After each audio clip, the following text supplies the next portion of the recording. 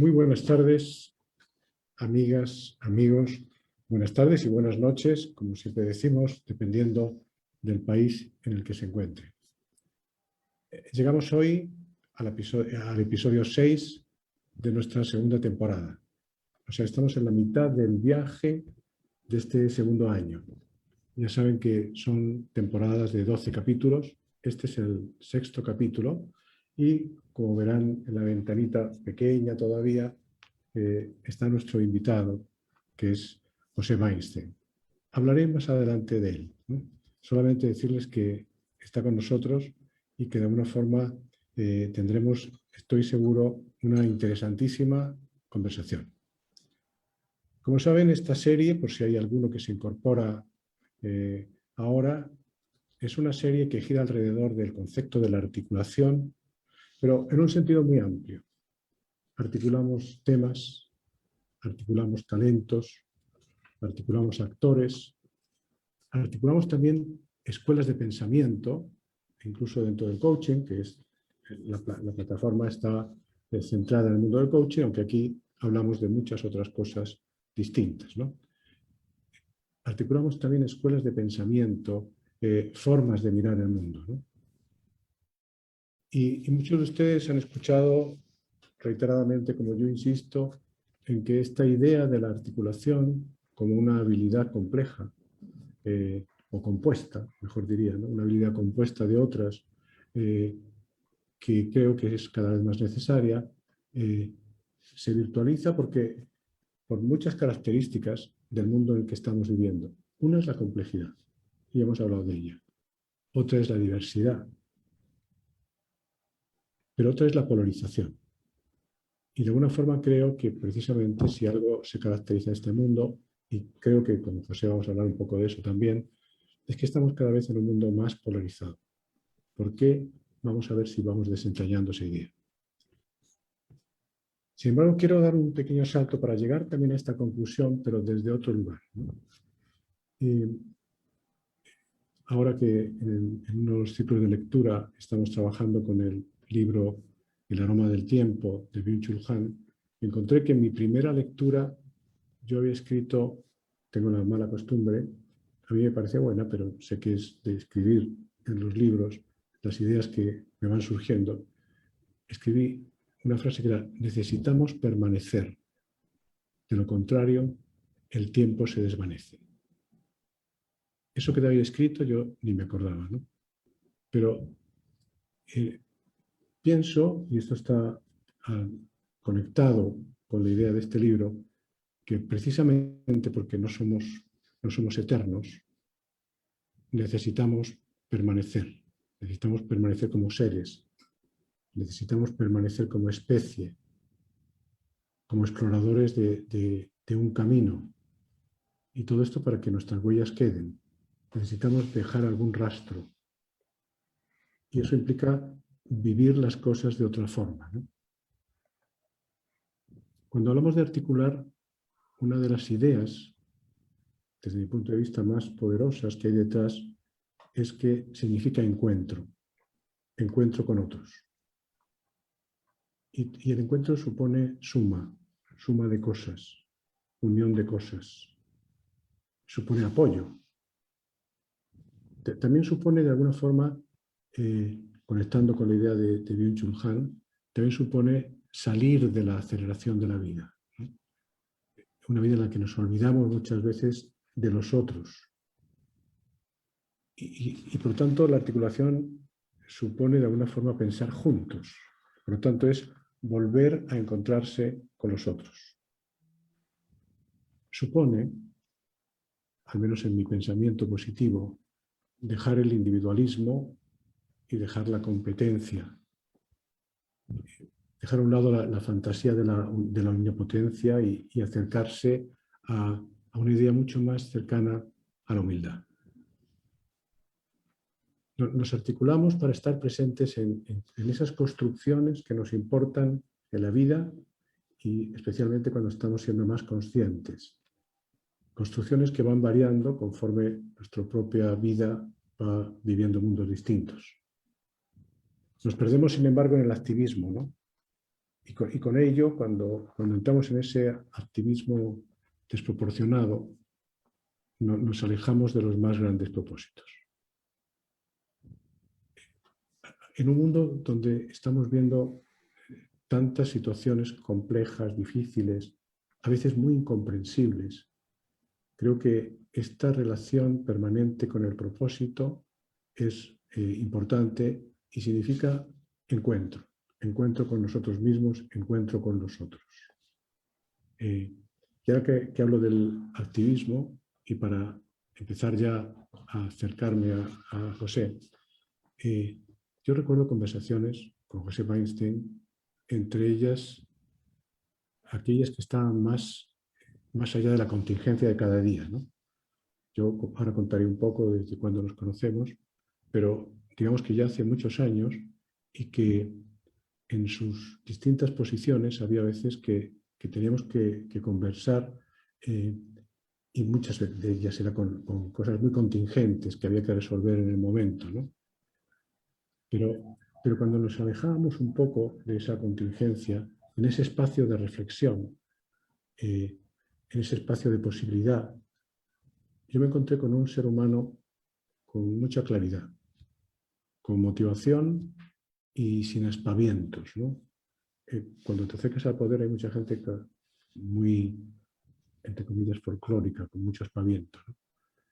Alguien que reconocía el escenario de poderes que concurren en cualquier alta tarea de gobernar, pero sin jugar al juego pequeño del poder, ¿no?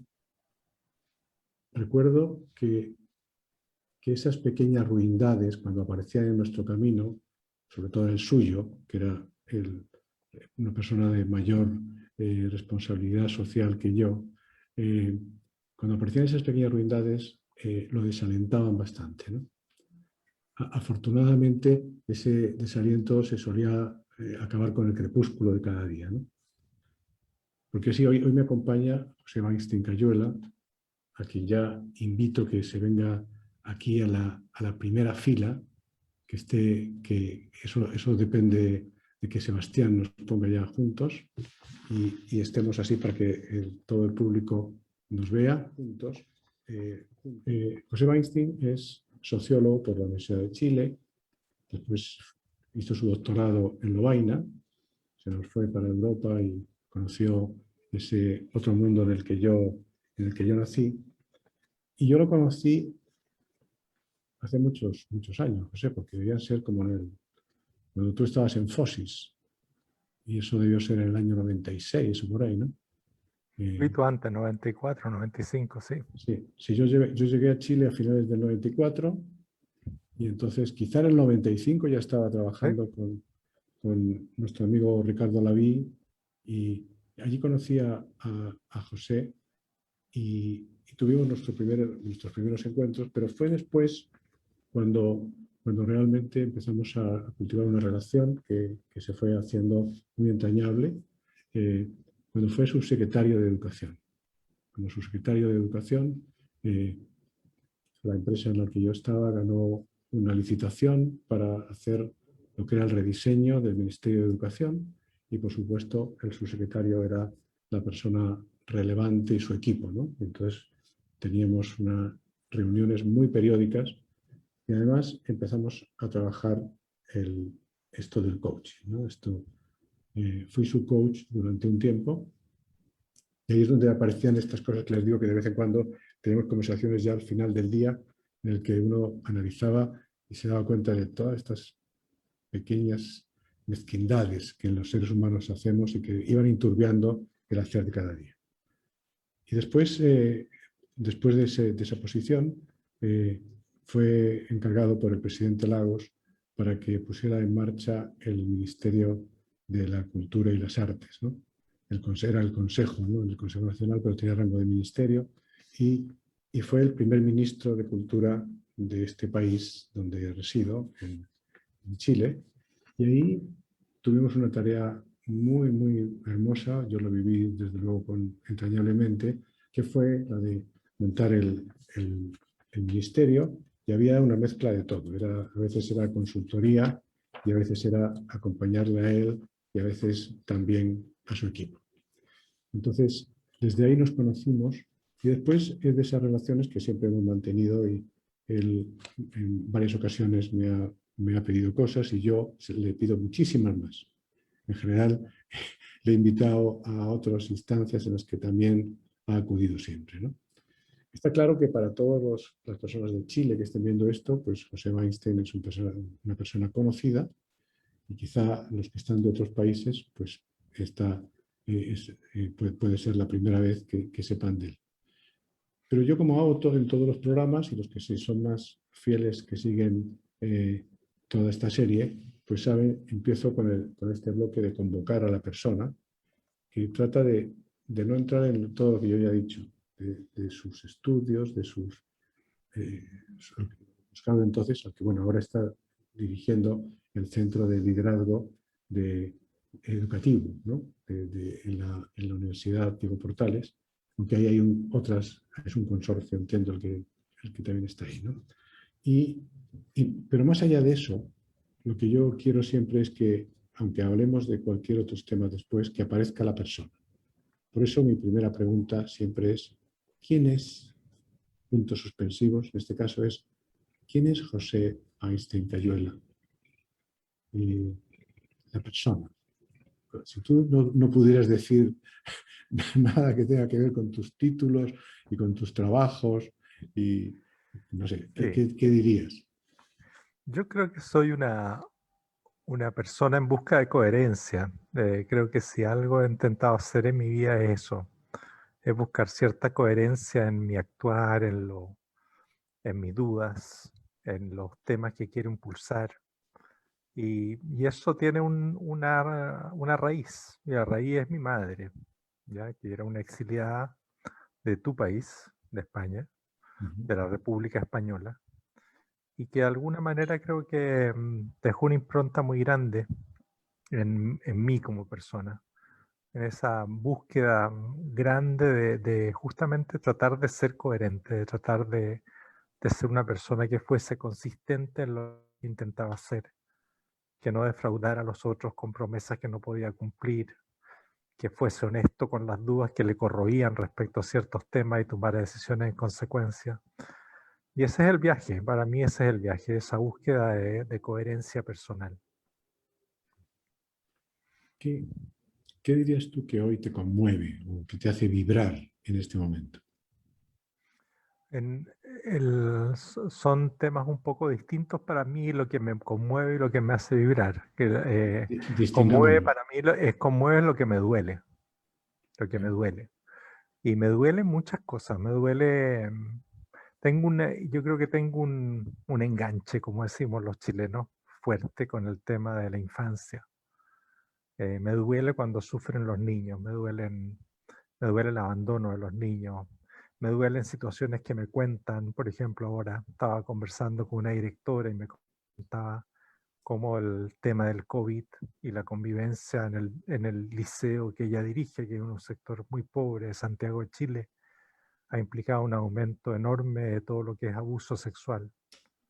Y eso, sobre todo te diría que el tema infancia abandonada, abusada, desatendida, es algo que me conmueve personalmente mucho. Creo que es la cosa que más me conmueve desde ese punto de vista. Y en lo que vibro, para mí es distinto, en lo que vibro ya no como viéndome por el dolor, sino lo que vibro en el sentido de imaginación, de movilización hacia la acción, en el sentido tiene más que ver con cuando descubro cosas, cuando descubro como claves que no había visto, cuando veo en alguien algo que está haciendo y que me parece memorable.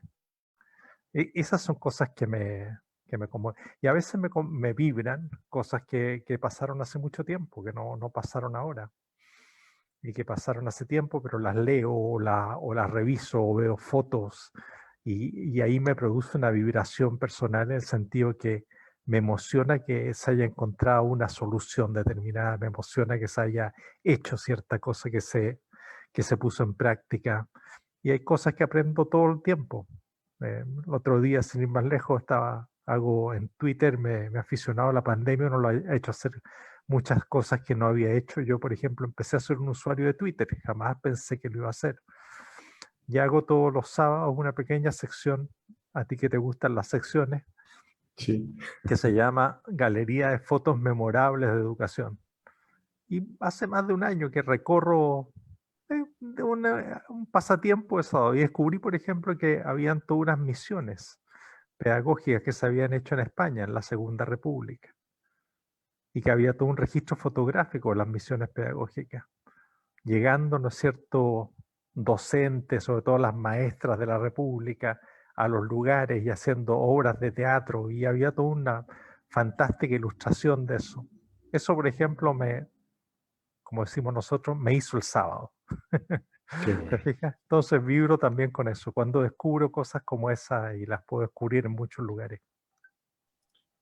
Ahora que hablas de fotos, no me acuerdo si te la mandé o no, pero hace como 3 semanas estaba yo arreglando uno de los armarios donde tengo montones de cosas, de libros, de informes y tal, y encontré el informe que le presentaste al presidente Lagos y tomé una fotografía. Dije, te lo tengo que mandar. ¿Te lo llegué a mandar?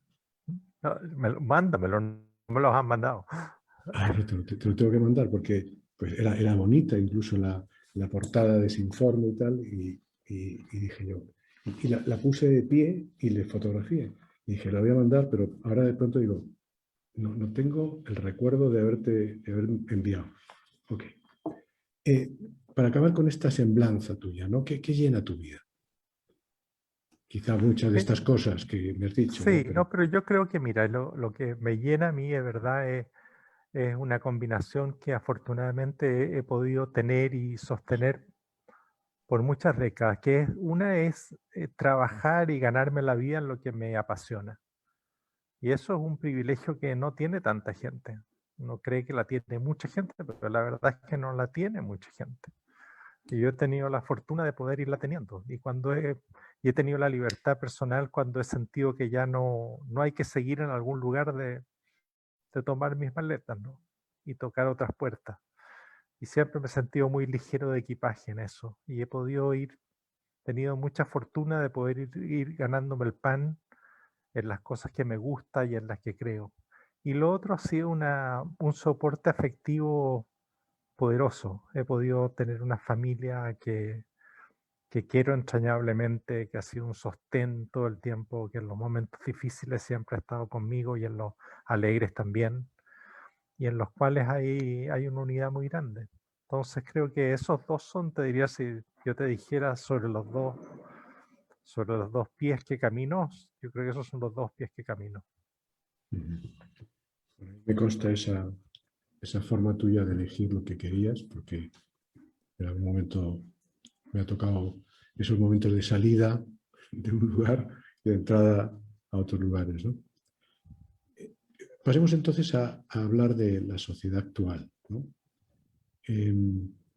Porque la idea de esta segunda temporada es ver qué cosas convocan a qué cosas a qué otras, ¿no? O sea, estoy buscando esa forma de relación. Entonces, para un sociólogo debe ser un tema recurrente hablar de la sociedad, así como con mayúsculas.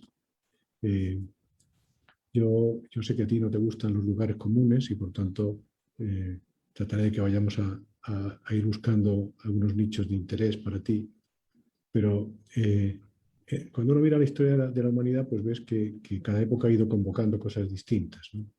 En alguna época eran el generar el sustento de ciertas ideas religiosas o la época en la que se trataba la expansión de descubrir el mundo, de la expansión de imperios o el renacimiento y las artes, o el mundo. ¿Tú dirías que en este momento, esta sociedad en la que estamos, a qué temas o a qué cosas convoca? Sí, yo creo que hay una fragmentación, no hay lo mismo que tú dices que existió en otros momentos, que existía efectivamente unas convocatorias mayores y que sumaban como grandes sentidos de toda la humanidad. Yo creo que hoy día es mucho más variada las convocatorias. Yo creo que hay, por un lado, una convocatoria muy amplia en la sociedad al desarrollo tecnológico, a la invención, a la creatividad tecnológica, a la construcción de nuevos objetos, nuevos bienes, nuevos servicios, en llegar ya no a la Luna, sino a Marte y habitar Marte. Es decir, como que sigue una exponencial aventura de crecimiento y de aceleración tecnológica con mucha fuerza. Y eso creo que es una convocatoria que está presente, que a veces no tiene una narrativa clara, porque si uno compara, ¿no es cierto?, lo que fue la llegada a la Luna y lo que es ahora, ¿no es cierto?, esta idea de poblar otros planetas, ve que no hay la misma, ¿no es cierto?, pienso yo, entusiasmo o sensación, ¿no es cierto?, de gran avance. Hay una sensación de que algo está fuera, que no logra convocar del todo. Pero creo que ahí hay una potencia grande, importante, masiva. Creo que hay otro tema también muy, muy poderoso que está convocando, que es la defensa del planeta, es la defensa de la supervivencia.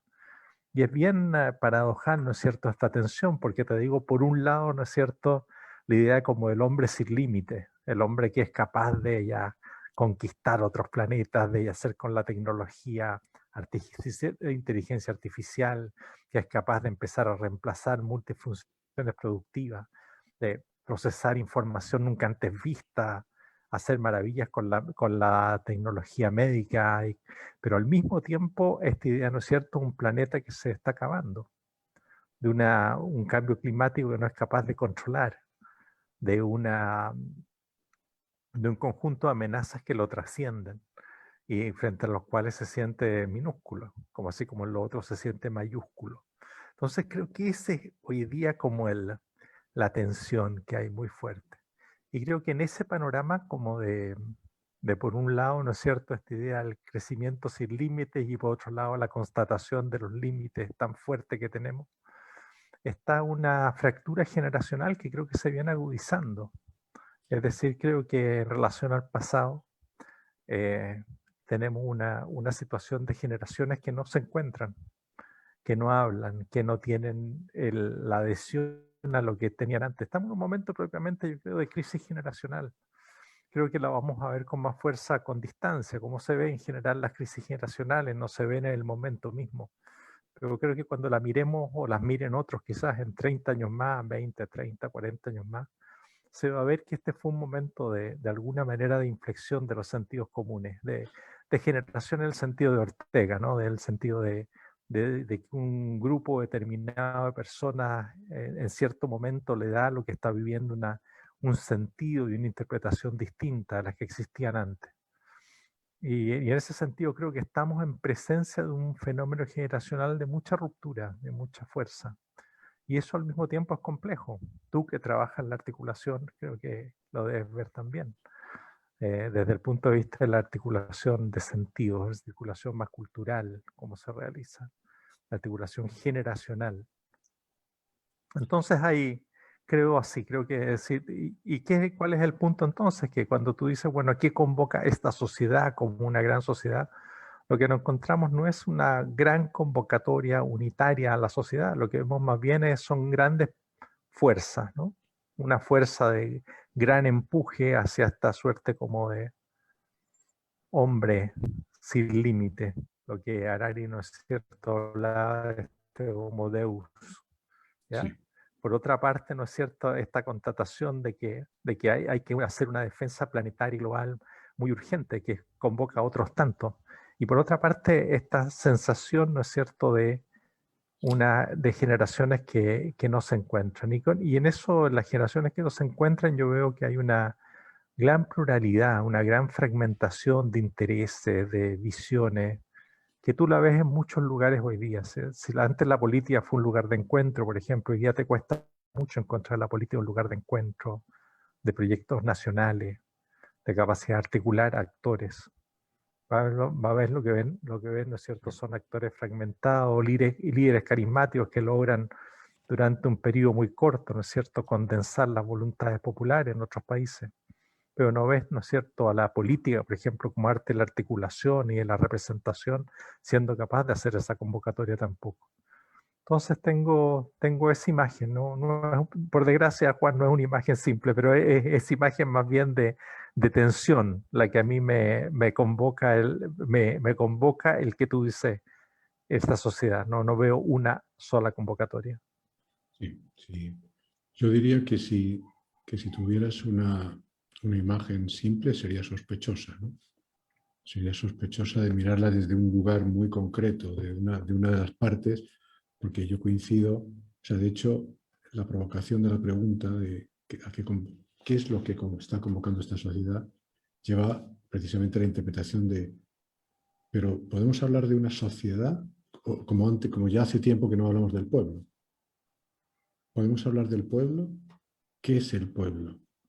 Efectivamente, Exactamente. en este momento nosotros hay una narrativa totalmente distinta porque el mundo ha cambiado mucho más profundamente de lo que a veces queremos reconocer. Y es fácil a los que todavía no se apartan o sea, no se dan cuenta de que ya ha llegado otro tiempo, otra era, el considerar que esto pasó siempre y entonces las nuevas generaciones van a crecer y se van a dar cuenta de cuando realmente creo que efectivamente partimos de mundos muy distintos, ¿no?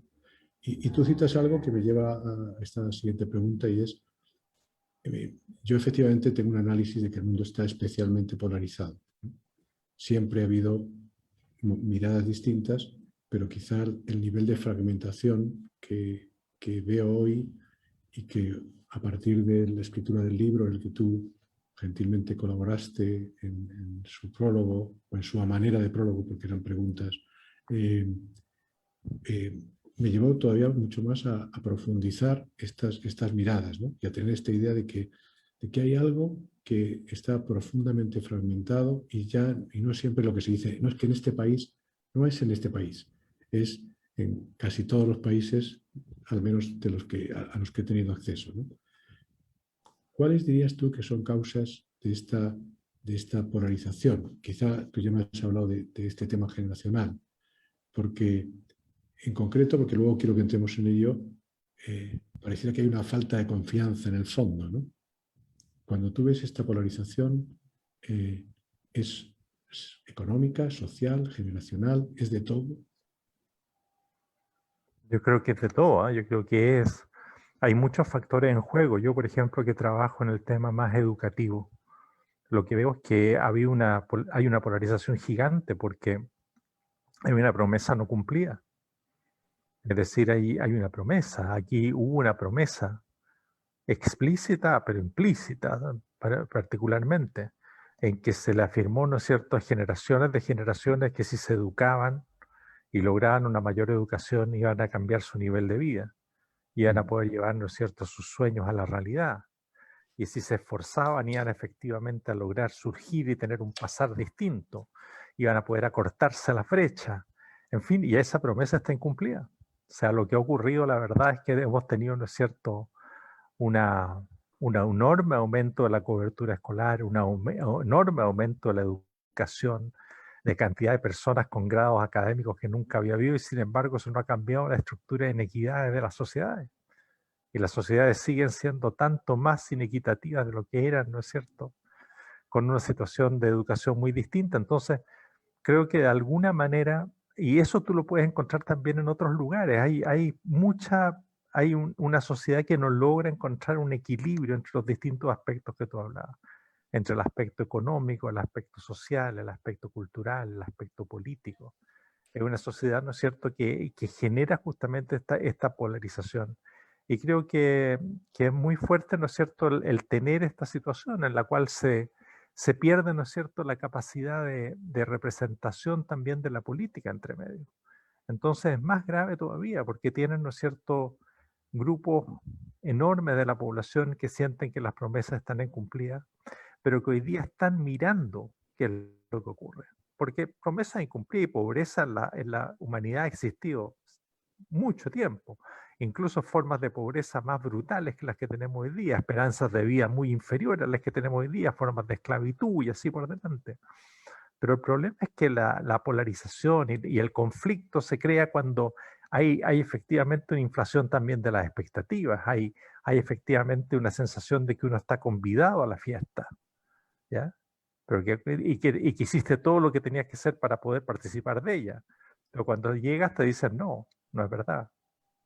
Entonces creo que de alguna manera hay fenómenos muy profundos que tienen que ver con temas efectivamente sociales, con la precarización del trabajo, con esta promesa no cumplida de la educación, con este acceso desde fuera a la cultura, con esta exacerbación, ¿no es cierto?, de la concentración de la riqueza, que de alguna manera va generando un desgaste muy fuerte en la credibilidad de las promesas públicas, de la promesa de un Estado que va a generar igualdad de oportunidades, de la promesa de que se van a acabar efectivamente los campamentos, las poblaciones y la falta de vivienda, de la promesa de que efectivamente se van a acabar las diferencias. En fin, creo que hay un tema muy, muy duro que también polariza muy fuertemente. Y frente a eso, por cierto, surgen los populismos, surgen los discursos mesiánicos, surge la desconfianza respecto a las formas tradicionales de representación y de cambio social y político.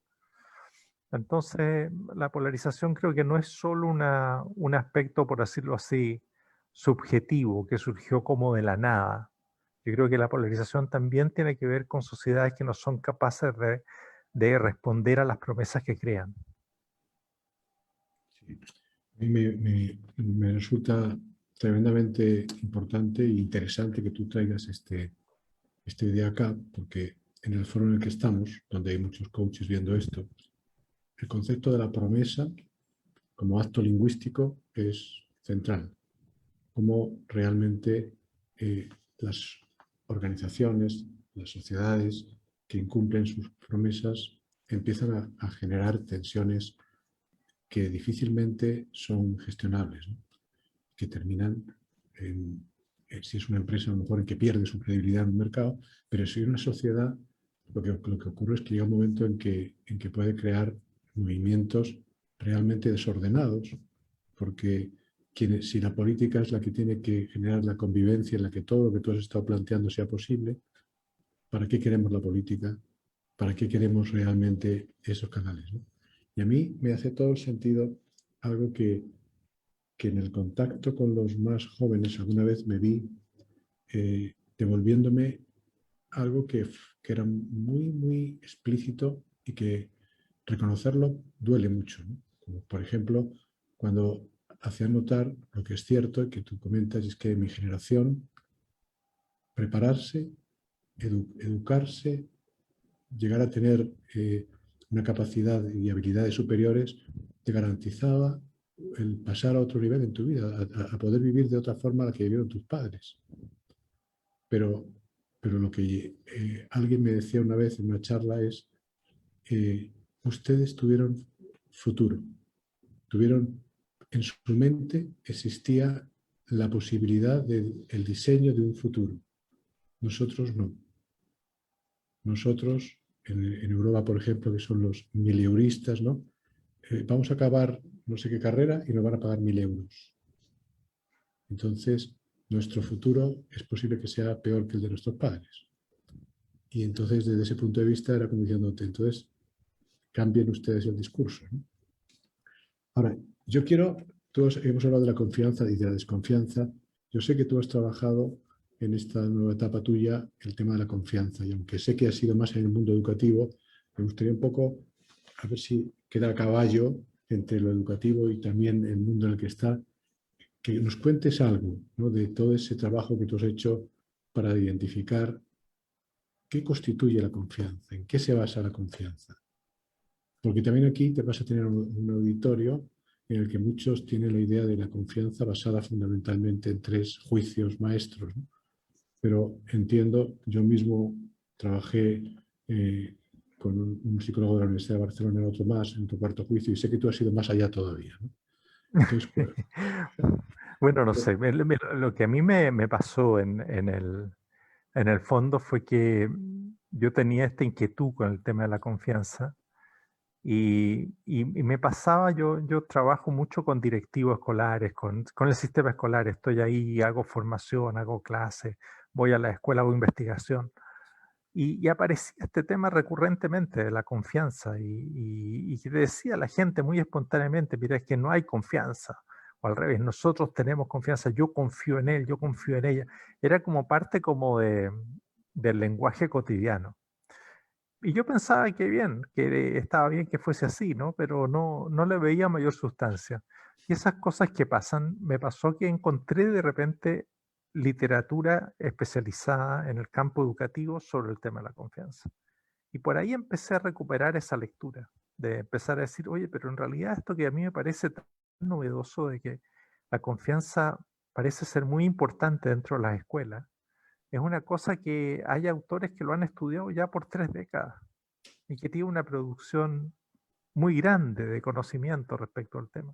Y ahí empecé a leer, ¿no? Empecé a leer y empecé a leer para atrás y empecé a leer también a cómo los psicólogos habían metido el tema de la confianza en todo lo que tiene que ver con las teorías del apego y toda la construcción del yo, ¿no es cierto?, como un tema muy importante. Y también empecé a ver que los economistas habían usado los términos de confianza para todo lo que tiene que ver con la teoría de juego, que los cientistas políticos habían también avanzado con Putman en todo lo que tiene que ver con la confianza en el sentido de capital social, que bueno, y los sociólogos, mi disciplina, ¿no es cierto?, como también todo el interaccionalismo simbólico se basaba en los temas de confianza. Entonces empecé a encontrar de repente que esas cosas maravillosas que pasan, que de repente te das cuenta que efectivamente es un iceberg, que tú habías visto una cosita de este porte y que te empieza a abrir, ¿no es cierto?, hacia abajo. Y por eso he estado dedicado ya en los últimos lustros a estudiar el tema con mucha fuerza. Y creo que es un tema sustancial en realidad. Hay distintos tipos de confianza. Está la confianza, ¿no es cierto?, interpersonal, está la confianza organizacional, está la confianza institucional. Las preguntas que se hacen son un poco distintas, pero detrás de ellas siempre está esta idea, ¿no es cierto?, de qué pienso que el otro va a hacer, qué piensa que el otro va a hacer respecto de mí, cuál es la expectativa que tengo que tener respecto de lo que piensa y lo que va a hacer sobre todo. Y a mí lo que me ha interesado más es la confianza organizacional, lo que pasa dentro de las organizaciones, ¿ya? Que tiene que ver también con lo que pasa entre las personas, por cierto, pero que también tiene una dimensión propiamente organizacional. Y para decirte una palabra, yo lo he estudiado con el caso de las escuelas, pero seguro de las personas que tú dices que están escuchando esto, quizás están en otros campos de actividad, pero habitualmente son también organizaciones. Y entonces hay un factor de la confianza que es al mismo tiempo como tiene 3 virtudes o 3 propiedades grandes. Una es el tema de ser el pegamento. Es decir, cuando hay confianza dentro de un grupo, dentro de una organización, eso es lo que permite sostenerse, ¿ya? Relacionarse entre sí. Porque efectivamente hay un pegamento que los une, ¿ya? Y que es que confían unos en otros, en los motivos que tienen, en el estar juntos, en que se comparte un fin y todo lo demás. Una segunda propiedad que tiene la confianza es la de ser un lubricante. Es decir, que los procesos dentro de una organización pueden ocurrir en la medida que exista confianza. Si tú no tienes confianza, vas a estar supervisando todo el tiempo cómo se hacen las cosas, va a caer un micromanagement permanente y vas a tener que supervisar al que supervisa y así por delante, una suerte como de locura del control, ¿ya? Pero efectivamente la posibilidad de tener una gestión ágil y de tener procesos que realmente circulan pasa por mi confianza. Y por último, la confianza es también el fermentador.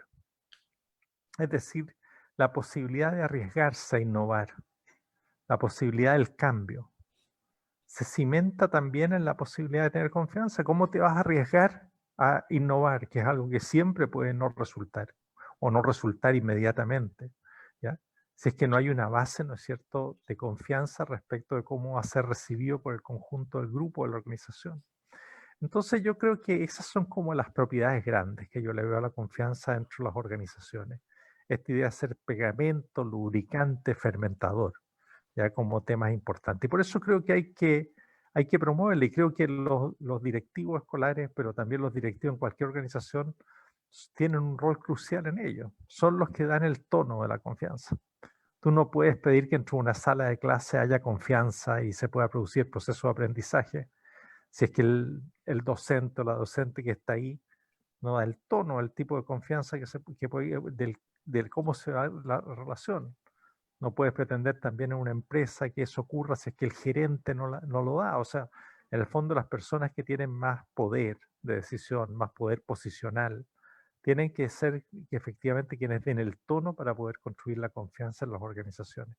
Pero bueno, eso es para ilustrarte un poco el tipo de preocupaciones que yo tengo y por qué me parece que es tan relevante entender las claves, ¿no? Entender las claves que pueden ser distintas en cada lugar, pero entender por qué una persona se hace confiable para los otros, entender cómo se puede desarrollar en un grupo ese vínculo de confianza, entender cómo se puede reparar esa confianza cuando se ha quebrado, ya, porque tenemos que vivir juntos muchas veces en las organizaciones y tenemos que ver, ¿no es cierto?, cómo se está permanentemente reparando. Ese es el tipo de cosas que me interesan. Creo que está vinculado con cuando estábamos hablando de la polarización y tú hablabas del incumplimiento de promesas.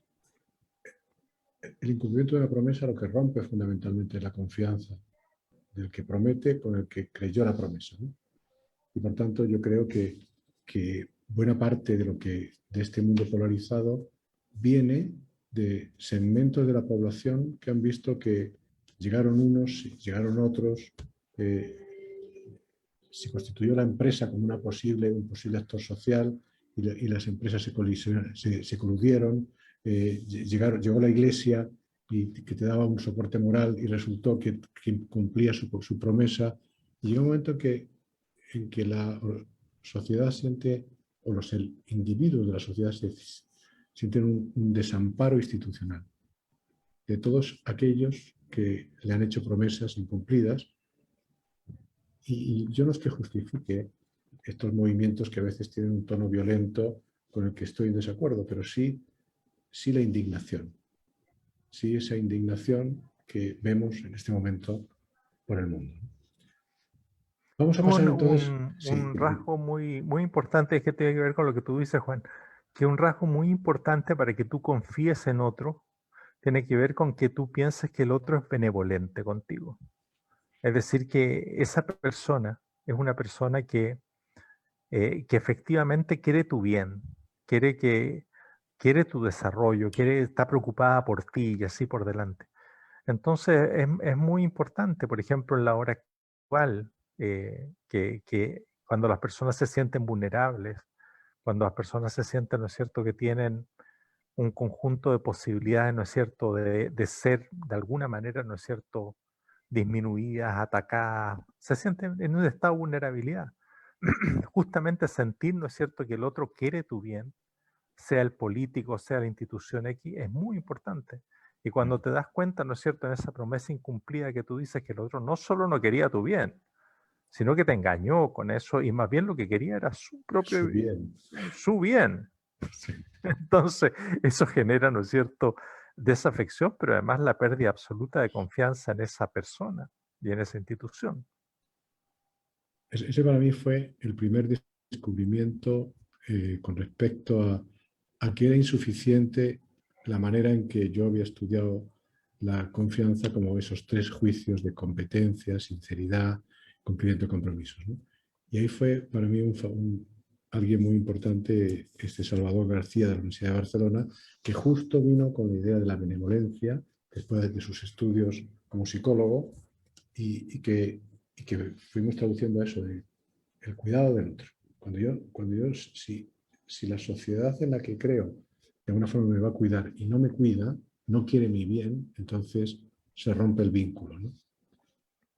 Bueno, vamos a dar el salto a tu tema fundamental, ¿no? Quiero entrar en el bloque de la educación, pero y para entrar en la educación, esta tarde, no sé por qué, estas cosas que el día que voy a hablar de un tema me aparece o una lectura o me aparece de pronto un recuerdo y no sé por qué miré desde, desde la ventana de donde estoy ahora y tuve una sensación de una tarde fría. Y yo fui de una generación en la que el colegio nos hacían recitar poesías.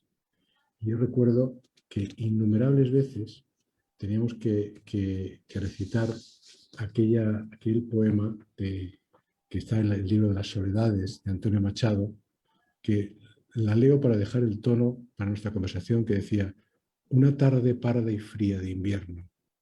Los colegiales estudian. Monotonía de lluvia tras los cristales.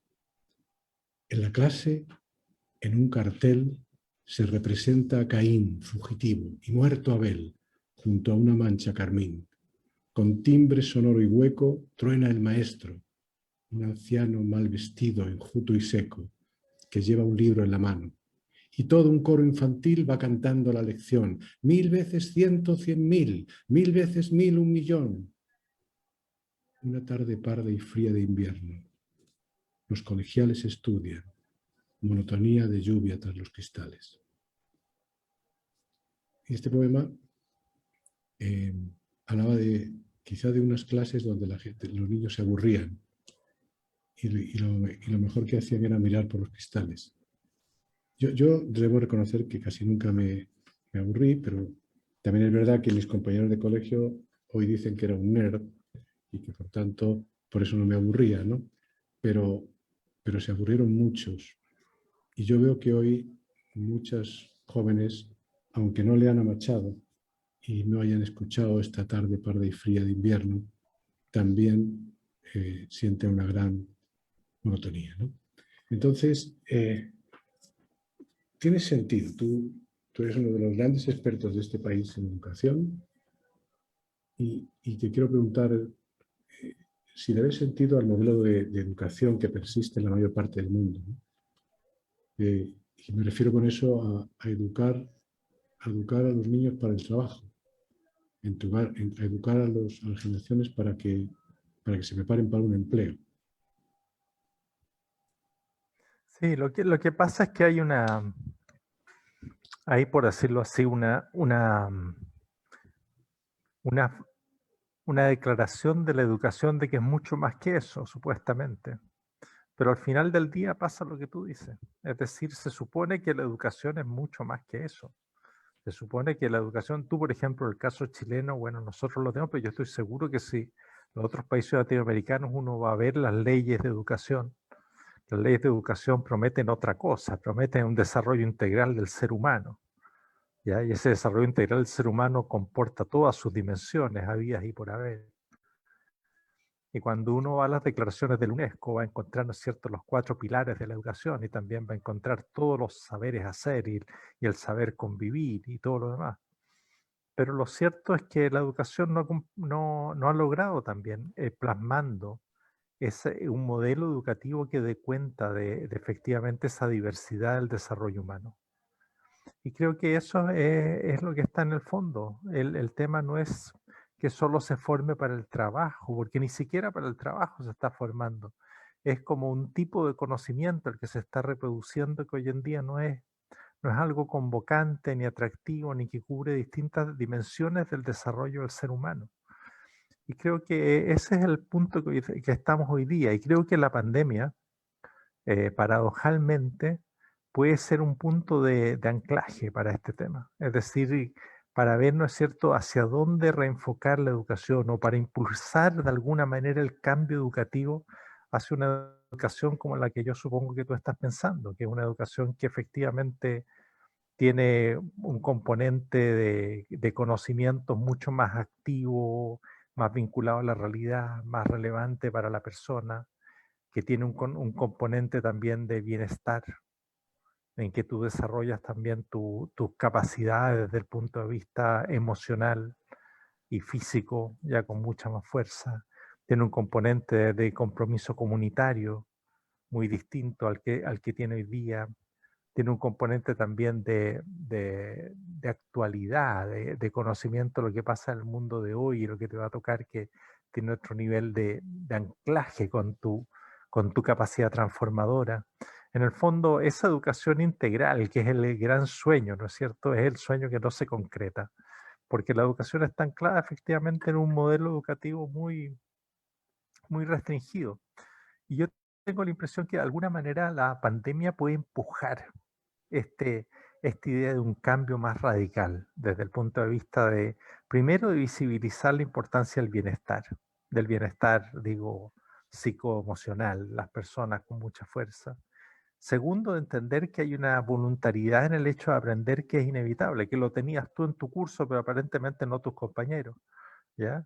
Y que tenía que ver, ¿no es cierto?, con esta idea de alguna manera participar de ese juego del conocimiento con mucha fuerza, que tiene que ver también con el ir aprendiendo, ¿no es cierto?, a valorar distintos tipos de inteligencias, pero también distintos tipos de capacidades que tienen las personas, y no seguir con un molde único de qué es lo que es un buen estudiante, que también es algo muy, hoy en día muy en duda. Entonces, para sintetizarte la respuesta, yo creo que de alguna manera la pandemia está empujando también algo que ya venía desde hace más tiempo en bajada, que era que tenemos que hacer una reforma y un cambio educativo muy relevante.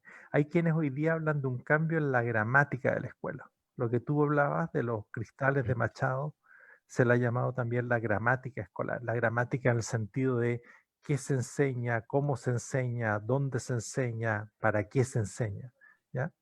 Y que se piensa, ¿no es cierto?, que justamente es esa gramática la que hay que desarmar. Ahora, lo que ha sido también interesante de la pandemia es que al mismo tiempo que se ha visto esta necesidad de cambio, también se ha visto la importancia de la escuela. O sea, también se ha visto el lugar que cumple el tener un lugar dedicado y una institución y un espacio-tiempo dedicado a la educación. La importancia, ¿no es cierto?, que tiene hoy día tener ese espacio, que hay que resignificarlo, hay que renovarlo, hay que cambiarlo, pero que el espacio tiene un rol muy significativo. Preguntemos a todos los padres, ¿no es cierto?, que han tenido a sus hijos en las casas durante todo este tiempo. Y las madres, ¿ya? Pues principalmente las madres, ya que han hecho mucho más que los padres en esto, ¿ya? Pero creo que de alguna manera entonces se relegitima la idea de el espacio, tiempo, el lugar de la escuela, y al mismo tiempo se revisa que hay que hacer que ella eduque con otra gramática. Creo que eso es lo que hoy día está de alguna manera puesto sobre la mesa. Y la gran pregunta, que no sabemos, es si efectivamente después de la pandemia vamos a volver a lo mismo o a haber efectivamente un cambio. Habremos aprendido. El tema es hasta qué punto esto que nos da como destellos, fogonazos, al menos algunos de nosotros, se convierte en aprendizaje, ¿no? Porque fíjate lo importante cuando tú dices redescubrir el espacio, ese tiempo dedicado a...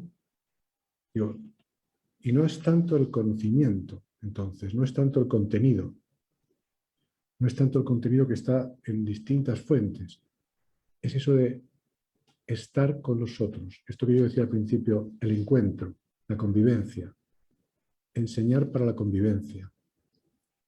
A mí eso me gustaba. Yo hablando con mi nieta, que no se puede decir que era una entusiasta de ir al colegio, de pronto en algún momento me dijo, tengo ya una gana de poder ir al colegio. Yo puse una sonrisa, como te puedes imaginar, ¿no? Por fin, por fin, por fin dice lo que yo esperaba que dijera hace no sé cuántos años. De niña sí le gustaba, es muy niña, ¿no? Pero entonces hablamos en algún momento de eso de estar con nosotros, de tener un espacio distinto. Y a mí, eso que tú remarcas, decir, la escuela como espacio, ¿no? Entonces yo diría, ¿cuál serían, por lo tanto, si tú te tuvieras que imaginar la escuela del futuro? Y a lo mejor ahí te estoy poniendo un aprieto, pero ¿cómo sería esa escuela?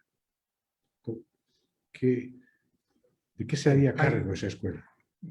A mí se me ocurre que, mira, había un amigo argentino que falleció hace no mucho, que se llama Juan Carlos Tedesco, que fue un gran Sí, educador yo lo de América conocí. Latina, a Juan Carlos. Y Juan Carlos siempre decía y repetía, un poco majaderamente, pero a mí me parecía muy bien, que decía que la educación es la piedra matriz de los distintos, de los sistemas sociales y de la sociedad, porque es la única política pública y la única acción de la sociedad que logra al mismo tiempo enfocarse, pegarle a tres grandes necesidades que tiene la sociedad.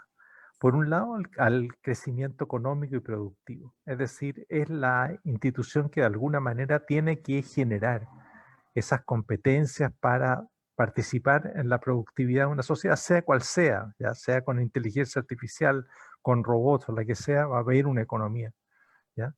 Y va a haber una necesidad de participar de ella.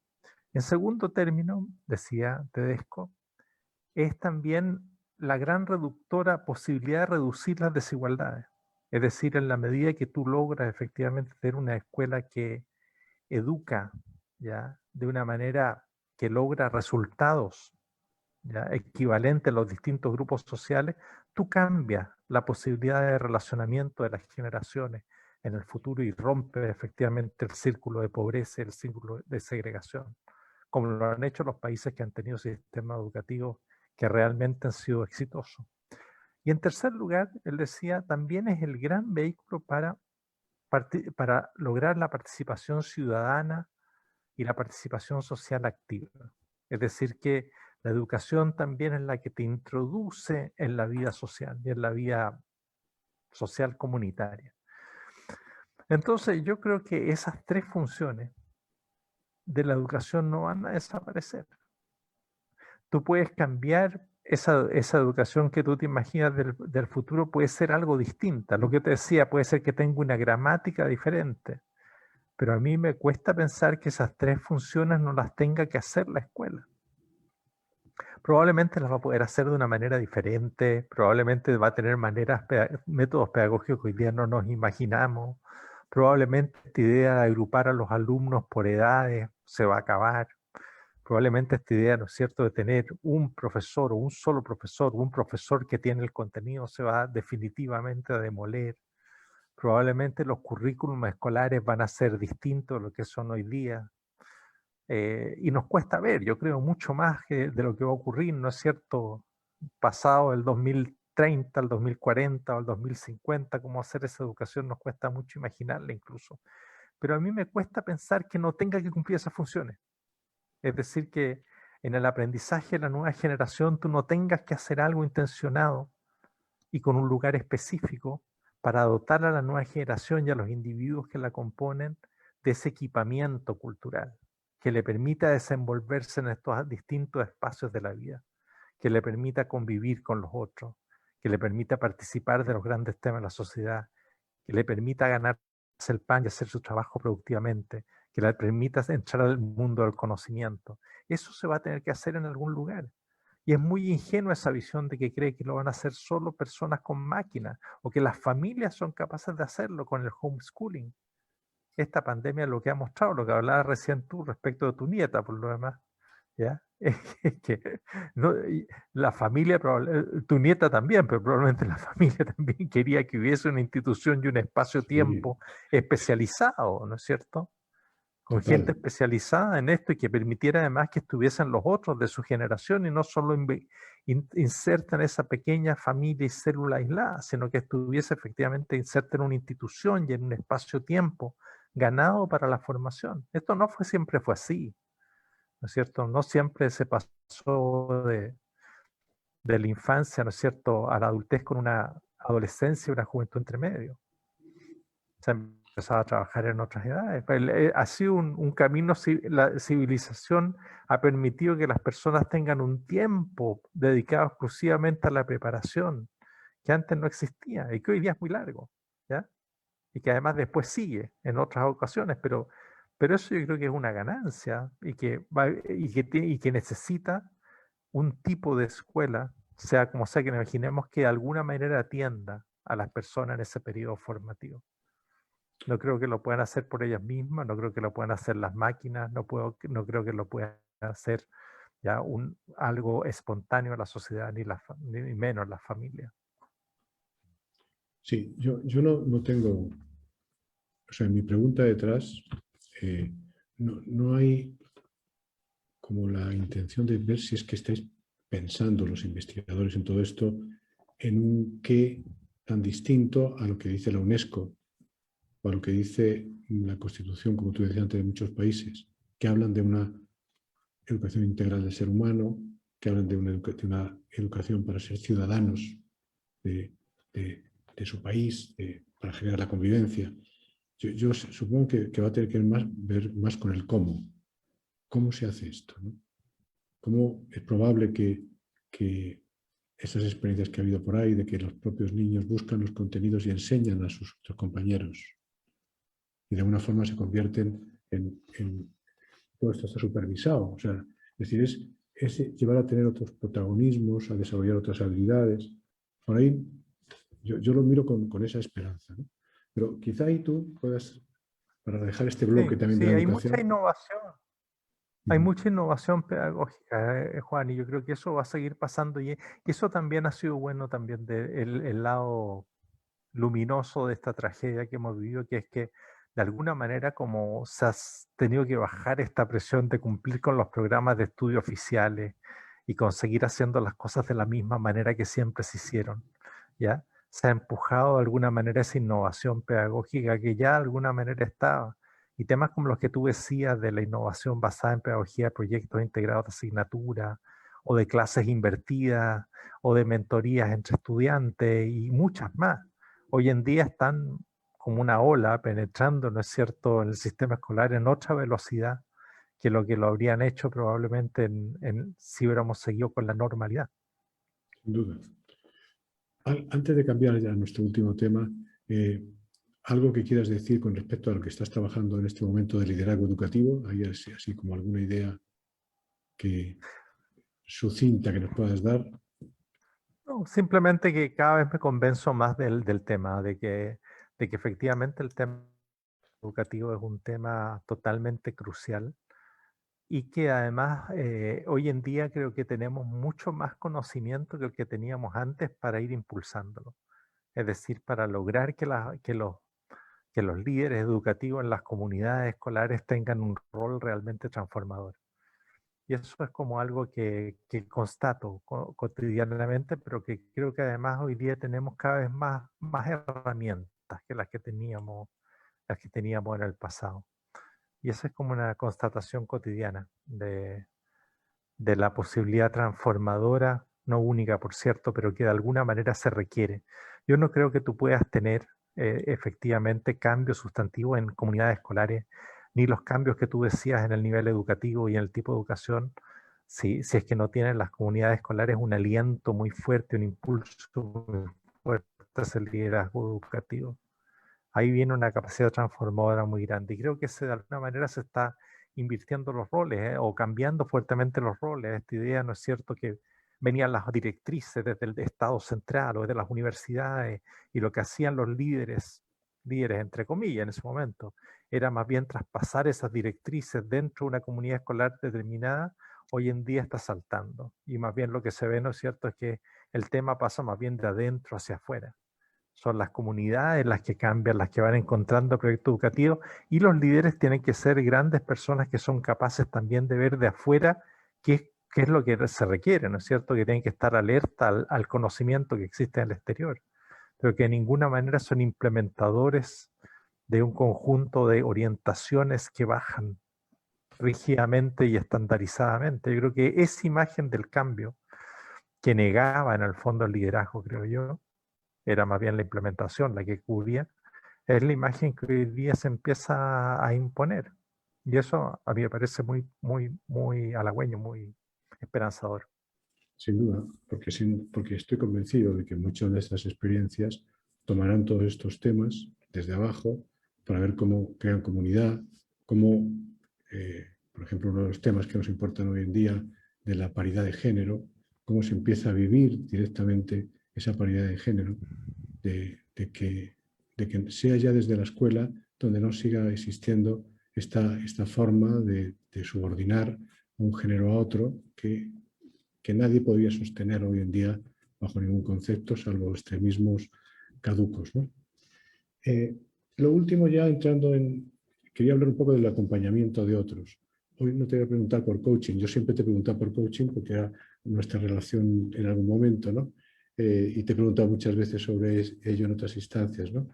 Aludo a ese rol de acompañar que muchos dicen que será una ocupación preferencial en el futuro. El propio autor citado Harari, él habla también en sus 21 lecciones del siglo XXI, comenta un poco sobre esto de que va a hacer falta pensar en que a lo mejor los profesores son más coaches que el concepto del maestro antiguo, o que los médicos van a ser más coaches de salud, o los abogados, porque van a estar más en el acompañamiento que en la aplicación de ciertas cosas o de entrega de ciertas cosas que van a estar resueltas, ¿no? Pero en principio, también los facilitadores, los consultores, los coaches, por supuesto, ¿qué importancia le asignas a este rol tú? ¿Crees que efectivamente el rol del acompañante es algo que está increciendo o no? Sin duda, yo creo que sin duda que está siendo a mí. Hay una fórmula que me gusta que han ocupado, bueno, el campo que yo veo más, que el tema de la educación, se ha ocupado mucho, que es la idea del amigo crítico. El amigo crítico. El amigo crítico, que esa es como la manera de nombrar a esta función de acompañamiento que tú dices. Y el amigo crítico es habitualmente, ¿no es cierto?, alguien que es amigo, o sea, que efectivamente con benevolencia, como decíamos, quiere tu bien, por lo tanto está contigo, no hay duda de eso, pero al mismo tiempo es crítico, al mismo tiempo es capaz de que con distancia mirarte y hacerte ver, ¿no es cierto?, aspectos en los cuales estás siendo inconsistente o podías mejorar, o hacerte las preguntas del caso. Con la amistad te da la confianza para que tú lo asumas efectivamente y puedas escuchar ese acompañamiento.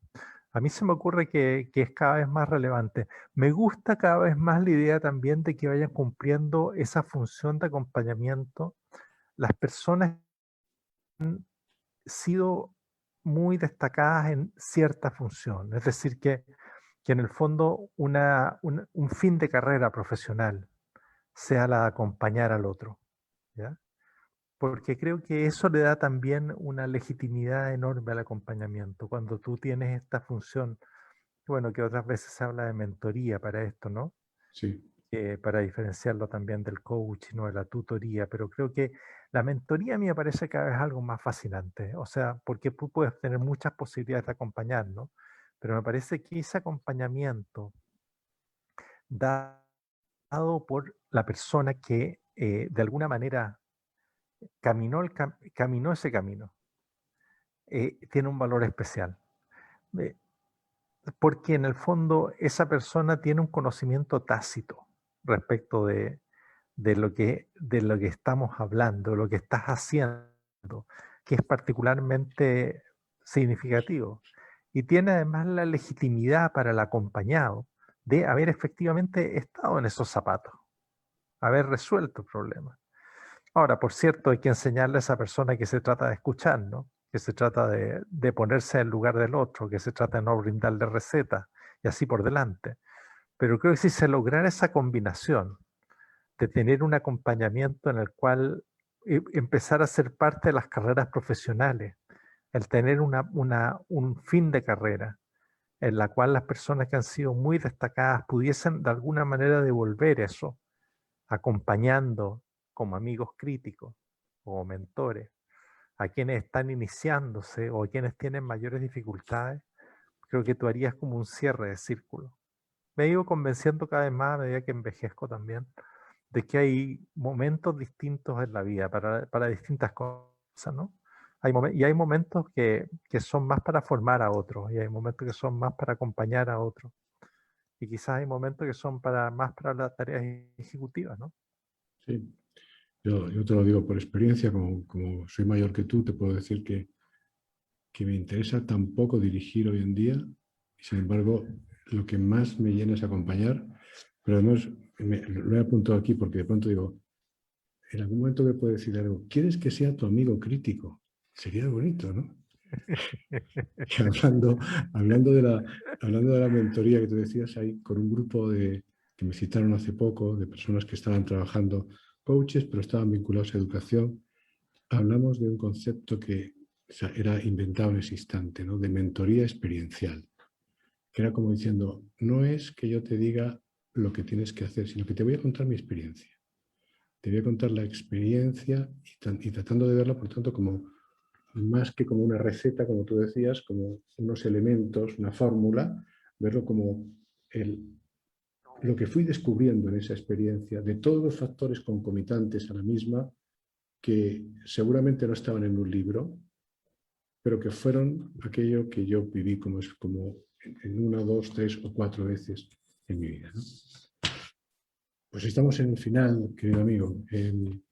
¿Algún mensaje que quieras dejar a quienes nos ven y a quienes nos van a seguir viendo en los próximos días? Si tuvieras que, así estas cosas que preguntan los periodistas, ¿no? ¿Qué mensaje les quieren dejar a este conjunto de personas bien intencionadas que nos miran? No, yo creo que la mayoría de las personas que miran son personas que trabajan como tú en esta idea del coaching y en el acompañamiento. Y el mensaje que quisiera decir simplemente es que para las personas que reciben ese coaching, ese acompañamiento, es de una utilidad extrema. Yo no sé cuánto es capaz de dimensionar las personas esa utilidad, esa necesidad que se tiene, especialmente en cargos ejecutivos. Juan contaba con razón, que él me ayudó a mí en dos momentos que yo tuve cargos ejecutivos importantes en Chile, como viceministro de Educación en un momento, como ministro de Cultura en otro. Y eran situaciones, y esos cargos siempre son muy complejos y muy difíciles, y es muy difícil que alguien haya sido preparado para ejercerlos por primera vez. Ya puede ser que después de hacerlo muchas veces sí esté preparado, pero la primera vez que lo ejerce, creo que realmente no lo estás. Y tener en ese momento la posibilidad de tener una posibilidad de acompañamiento de un amigo crítico que fuese haciendo ese viaje conmigo fue algo extraordinario. Yo pienso que no habría logrado de ninguna manera haber podido vivir ese momento como lo viví y que lo disfruté por lo demás, ya ampliamente, si es que no hubiera tenido esa compañía. ¿Por qué digo esto? No es solo por halagar a Juan, sino de verdad, porque lo siento muy, muy íntimamente. ¿Por qué? Por ejemplo, uno de los ejercicios que teníamos con Juan y que a mí no se me ha olvidado nunca, es que cuando partimos en esas dos orientaciones, uno de los primeros grandes temas fue definir cuál era efectivamente la agenda. ¿Cuáles eran las tres cosas que se quería dejar que permanecieran una vez, ¿no es cierto?, que terminara este periodo que inevitablemente iba a ser corto de tiempo.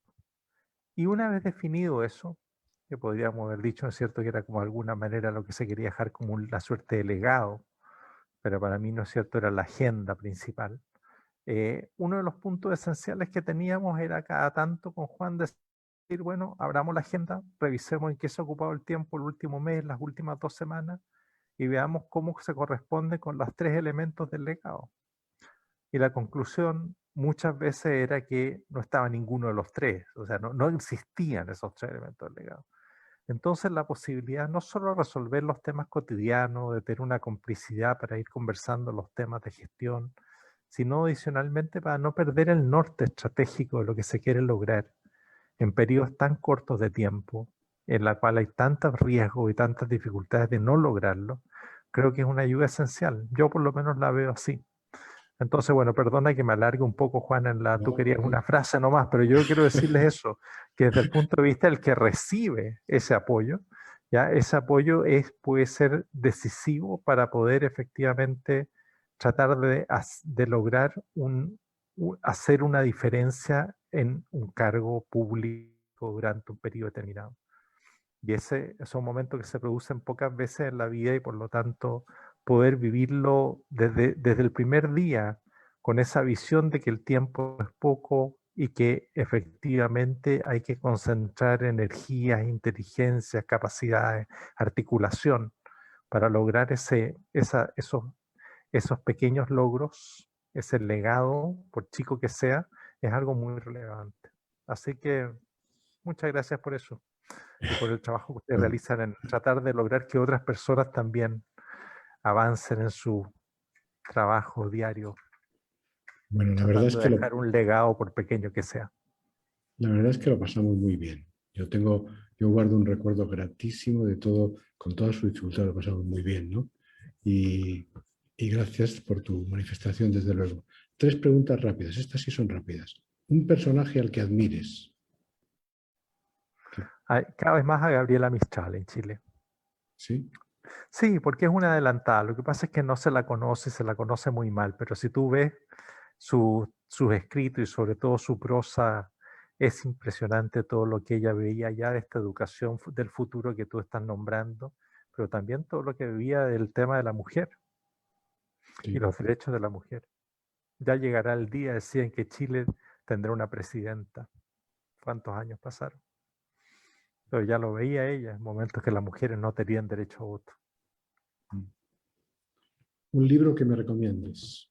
Tú siempre me has hecho Te recomiendo aportes. dos, te recomiendo dos. Uno A ver, de Siri Huspedt, que se llama La mujer temblorosa, La mujer y otro, temblorosa. La mujer temblorosa, y otro de Leopoldo Casteo, que se llama Memorias de un transterrado. Te voy a contar solamente el inicio de cada uno de ellos.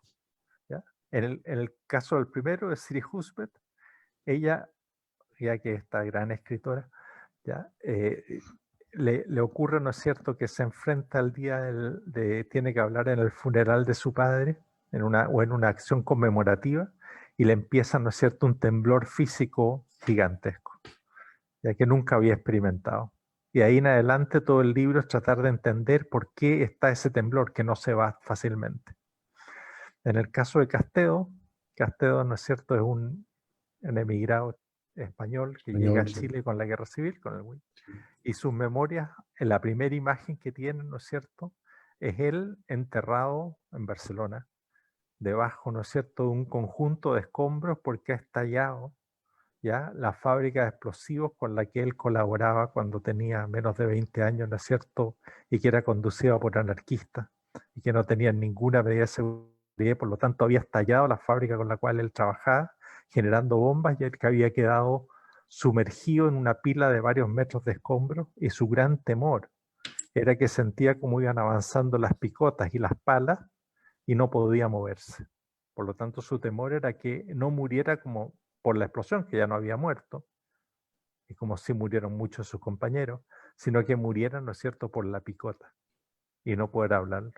Esos son solo dos imágenes No, pero para que vean el interés de cómo he disfrutado esos dos librillos en el verano que pasó. los he copiado para aprovechar ahora que, aunque no se vaya a una librería, lo compra directamente por internet y traerlos. Yo recuerdo al poco de llegar que me presentaron a alguien y fui a su casa y tal, y era un hombre bastante mayor que yo, y me dijo, sí, lo estoy recibiendo porque usted es español. Y yo he conocido y admiro a Leopoldo Castelo. ¿Usted sabe quién es? Digo, no. Y ahí fue mi primera introducción a Leopoldo Castelo, pero que ese hombre admiraba como un ser venerable. Y, oye, y lamento lo de Juan Carlos Tedesco, porque tú lo trajiste. Yo lo conocí porque no sé si cuando estábamos en el Ministerio de Educación o en Cultura, en alguno de las congresos que se organizaron, él vino y me encantó la forma humilde, sabia que tenía de plantear las cosas, ¿no? Bueno, no sé cómo estás de tiempo, porque si tienes prisa, a mí me queda simplemente cerrar y poner un videíto muy corto, pero si tienes obligaciones, siéntete libre. Yo sigo con los televidentes, o como se llame esto ahora, que están acá. Muy bien, Juan. Muchas gracias por la invitación. Que siga muy bien tu programa. Muy agradable, como siempre, hablar contigo. Un abrazo grandote. Cuídate. Otro para ti y ya nos tomaremos un café. ¿Mm? Pronto. Bueno, amigos, entonces son pocas las palabras que me quedan. Solo decirles que habrán visto lo agradable que es hablar con José Weinstein. Nuestra experiencia fue fantástica. En algunos momentos, en los días largos, sobre todo en el Ministerio de Educación, que pasaron tiempos difíciles, yo me permitía, cuando él me preguntaba, decirle lo que yo haría, pero siempre diciendo, pero como no soy el ministro, puedo decir cualquier burrada que tú, por favor, no sigas no haciéndolo. Y quiero, para terminar, y antes de poner, como siempre, algo que tenga que ver con el arte, el recoger algo que hemos estado hablando, y es la importancia de la confianza. articulación para la confianza. Ese quiero que sea como un título. Articulación para la confianza. Si nosotros en nuestra articulación generamos confianza, algo importante podemos hacer. De hecho, este pegamento, este lubricante y este fermentador, en las palabras que nos ha regalado José Weinstein, es lo que está contenido en algunas de las metodologías articuladoras, y es lograr crear el espacio en que la gente aparezca y pueda confiar en que ese otro no es el enemigo que he imaginado en mi mente, no es un ser humano. Y cuando eso ocurre, cuando se produce esa inclusión del otro en mi mundo y mía en el del otro, la posibilidad de la innovación, otra I, aparece también. En ese momento podemos empezar a cambiar nuestra conversación y no simplemente tratar de convencer al otro de lo que hacemos nosotros y punto, sino entrar en una conversación de innovación. Y la confianza también tiene mucho que ver con el mundo emocional y con la posibilidad para que eso ocurra, de una escucha sensible. Yo quiero ponerles ahora, para despedirnos, un vídeo que quizá algunos han visto porque corrió por las redes y que tiene que ver con, creo que fue premiado como cortometraje cortito en algún festival, pero es muy emocionante de ver cómo los maestros, esos profesores que soñamos en el futuro, tienen que ser capaces de escuchar sensiblemente, tienen que ser capaces de conocer. No se dirigen a un conjunto de individuos a los que hay que darle materia, conocer profundamente, ¿no? Así es que, Sebastián, si me ayudas para ver esto, nos podemos ir con la imagen del maestro de este día que hemos hablado con José Weinstein.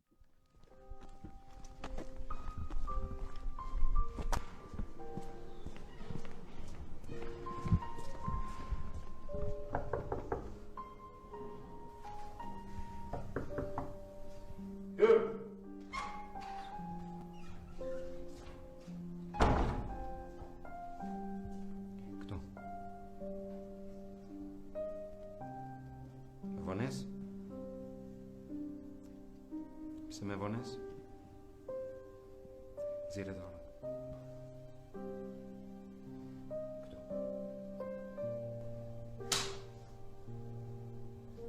Škoda. Edhe mos e përsërit më. Qetësi.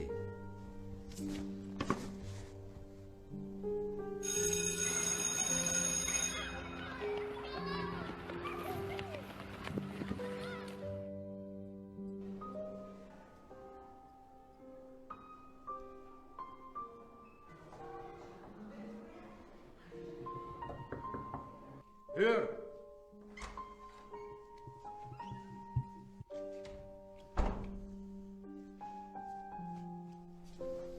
Prap me Vanness.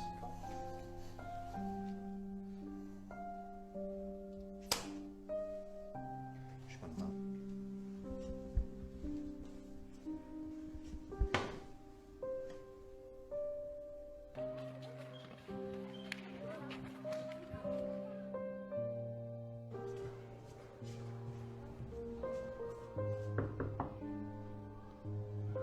Hyr!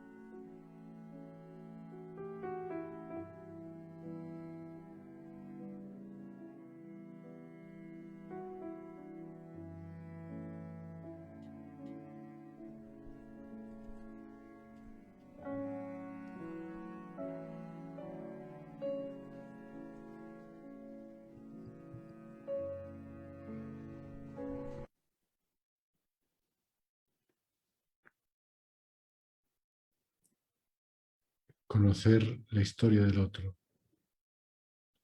llegar a entender qué hay detrás de ese otro. Ese es uno de los fundamentos de una articulación humana que tenga sentido. Y este cortometraje nos lo muestra muy claramente, cómo solo desde ahí pueden cambiar los roles, puede cambiar la interacción. Muchas gracias a todos por acompañarnos en este día y en 2 semanas más tendremos nuestro siguiente programa, el capítulo 7. Un fuerte abrazo, que tengan una muy buena noche y que termine muy bien esta semana. Chao.